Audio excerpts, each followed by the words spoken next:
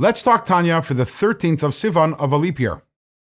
Yesterday's Tanya we concluded with a question, which is, if the truth and the reality is that we are nothing but extensions of God and His creative powers, and we are subsumed within our source because God is everywhere, how and why is it that we feel ourselves as independent entities? We feel ourselves that we exist on our own. Where does that come from?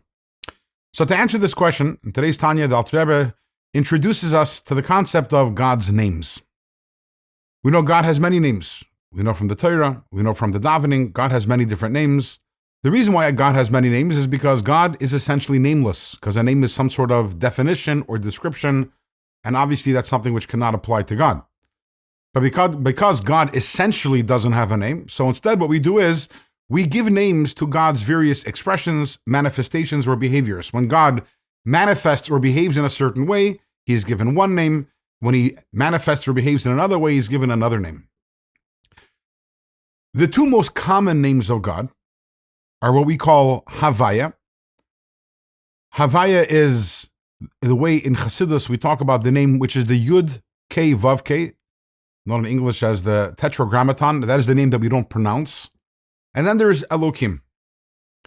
What do these two names represent? So the name Havayeh represents God's creative energies. And that's why if you look at the word or the name, it's Yud and a Hey and a Vav and a Hey. The last three letters, the Hey Vav Hey, reads as Hove, which means to be or to exist.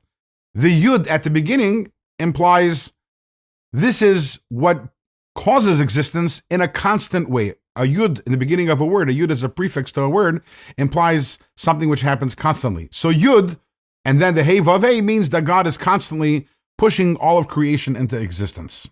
That is the name of Havayeh. What is the name of Elokim? The name of Elokim represents concealment and contraction, and it is the job of the name of Elokim, or the divine energy which is represented by that name, to conceal and to contract the light of the name of Havayeh, and the result is that we exist and we are actually nothing but extensions of God. However, we don't sense it, and that is a result of the impact or the influence of the name of Elokim. That is a very basic response, and we'll continue on this and go even deeper into this concept in tomorrow's Tanya.